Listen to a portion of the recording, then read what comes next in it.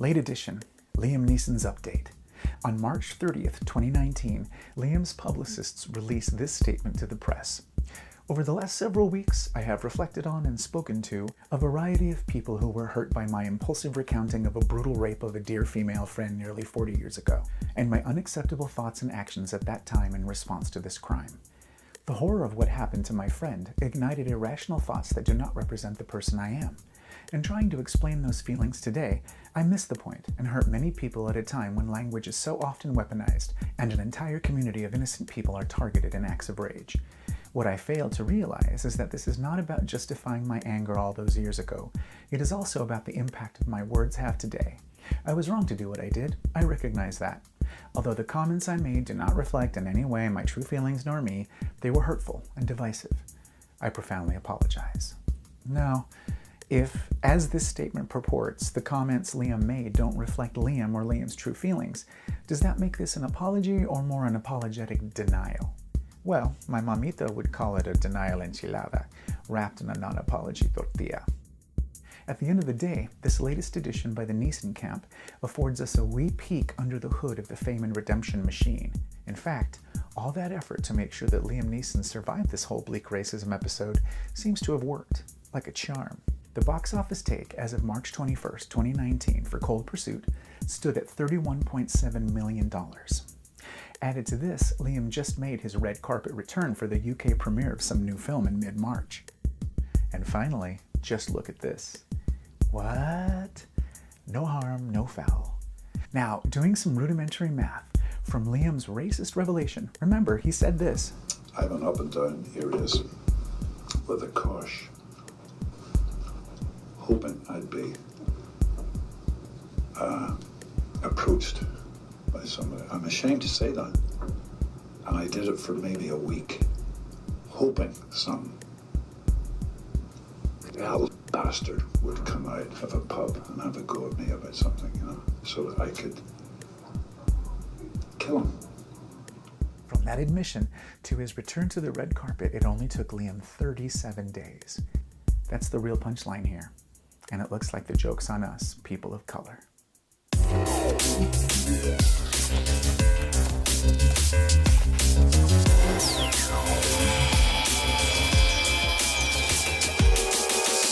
I'm Alexis Lopez, and this is Pop Culture Oppression Obsession, PopCOO, where we look at pop culture through a critical theory, equity, and representation lens. Now, I knew when I heard Liam admit his racism that watching this whole saga unfold, from that first revelation to his predictable return to the red carpet, would be particularly upsetting.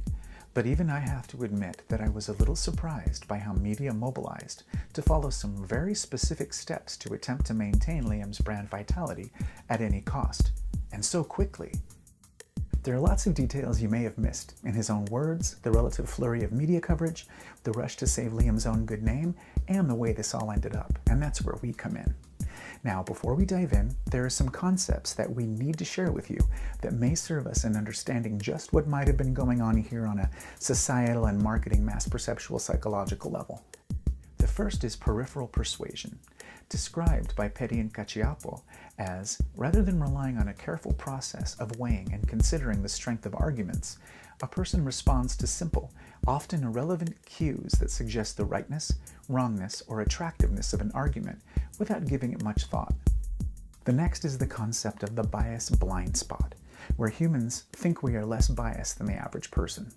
We feel that we see the world as it is, while others see the world as they want to see it. The next is a classic, the concept of privilege, which means a special right, advantage, or immunity granted or available only to a particular person or group.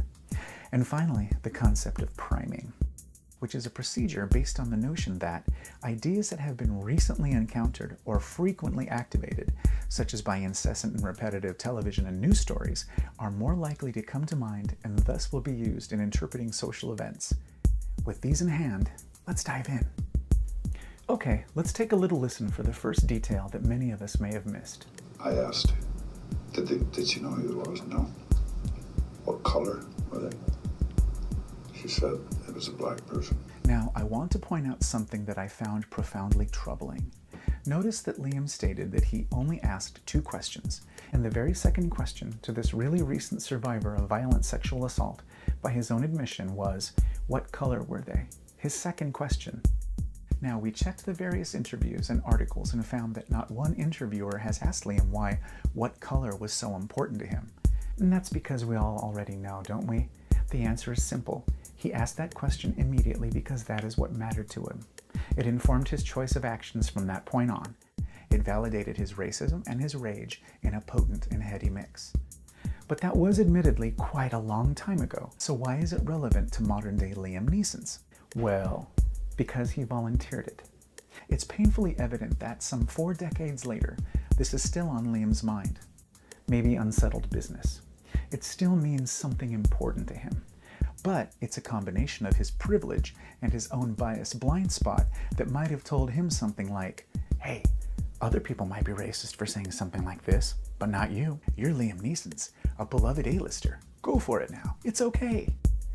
Well, to the rest of us, it was a pretty darned racist slip of the tongue, one that occurs when a person is very comfortable in both their privileged status and their racism. He seems to have even realized that he was a little too comfy when he said, Dude, I'm sending it to a journalist.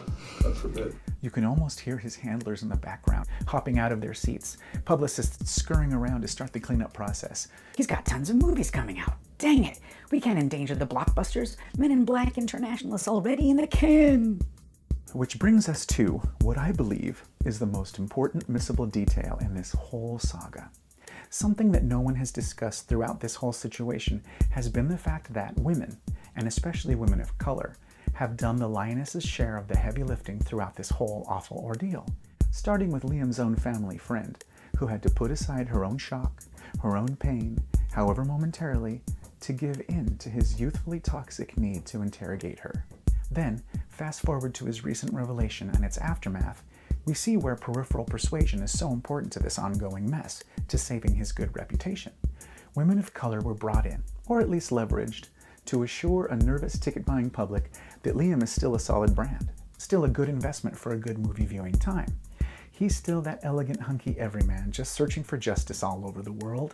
We witnessed Whoopi Goldberg, who also famously gave Ted Danson his pass for this 1994 roast blackface, and most recently defended Uncle Joe Biden against his ongoing creep, saying, He asked her a whole bunch of questions, and he also asked her what the guy looked like. Now let's stop briefly here for a few seconds to wade in just a little bit into Whoopi's misremembering of Liam's own recorded words.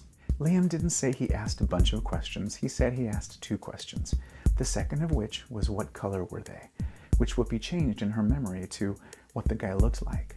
Now, Whoopi might be his friend, and I'm not blaming her for having her own opinion or even for overlooking this important and verifiable wording. I'm making the point that she supports him in his assertion that he isn't racist, and that is important for a woman of color to come out and say.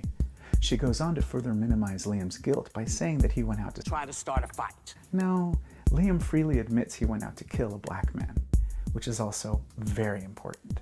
Next, Michelle Rodriguez was quoted coming to Liam's support as stating, "Racists don't make out with the race that they hate, especially in the way he does with his tongue." Once again, I will not make a comment on Michelle Rodriguez's personal motivations for stating this, merely on her placement in this whole situation as another woman of color, positioned or leveraged by the media to save the Neeson trademark.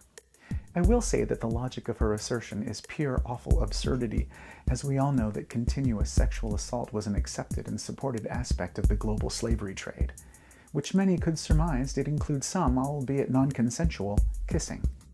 And finally, in a mind-blowingly unself-aware appearance on Good Morning America, Liam Neeson faced Robin Roberts, yet another woman of color, who was most assuredly deliberately picked to sit with him to ask him some actually pretty difficult questions, all the while giving him soft praise for his bravery for his appearing on television.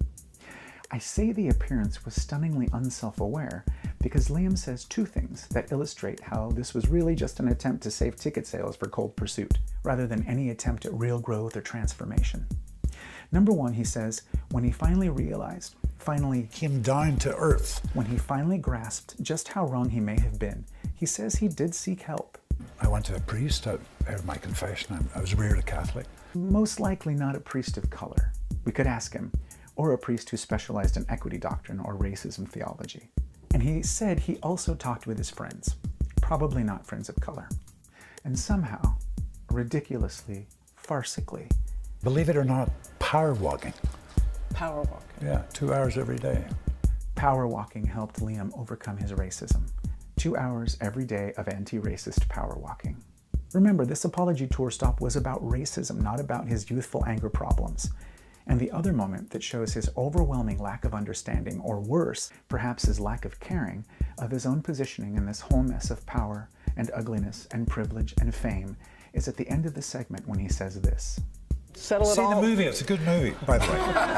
This really is the most honest and telling moment of the entire segment.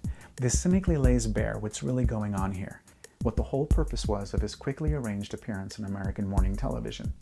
To remind us all to go see that new Liam Neeson movie, which is a good movie according to its star. Sadly, again, this leaves precious little room for any real growth or transformation. This is ticket sales.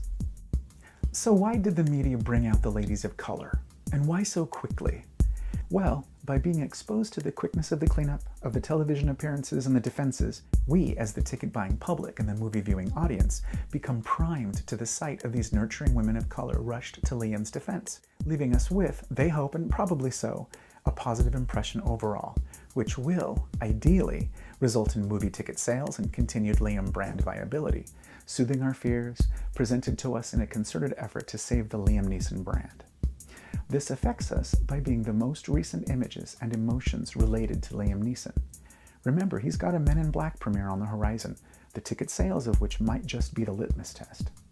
Now, this situation does stand in contrast to, but not all too differently from, a certain messy Melly Gibsons, who said this in case you forgot.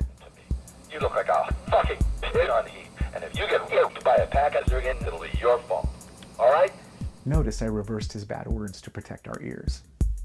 Now, bear with me, it will make sense why I'm trotting out this train wreck of an awful period in pop culture history. And I admit that Liam's own admission was almost refreshing, almost innocent, in comparison to the monstrous vitriol spewed by Melly Gibson. But I bring this up to remind us all that it's exceptionally important to remember that, as bad as that was, Melly Gibsons was not only allowed back into the hearts and minds of America, he was allowed to direct, and, given proper pomp, he was even allowed to play a less awful version of himself, acting in a Will Ferrell movie. That's right, this Will Ferrell. We see you, Gator. Compared to this, we all knew Liam would be just fine, which leads us to the final important missable detail. Liam, if you don't mind, I need to say something directly to you. If you happen to somehow magically stumble upon this video for whatever reason, I think you need to know that trust has been lost. And some of us won't watch your movies anymore. I know I won't. Will Ferrell's or Melly Gibson's either. There's just too much of a chance that you or they will say or film something that ends up breaking my heart in the surprise middle of my day. That sees me not laughing while the white folks in the audience are howling with delight. At the same time, other folks are now going to go out and buy up the complete Liam canon, even the Phantom Menace, because now they know you're on their team. Either way, you don't get to tell us I'm not a racist. You don't. It's kind of like how you can't declare yourself a diva. That status has to be conferred upon you by others. And Liam, what you said was straight up racist. And you are a diva. If you have an idea for a pop culture critique or want to join us in this endeavor, we need the most many voices we can to show up, to speak up, to act out. Serious.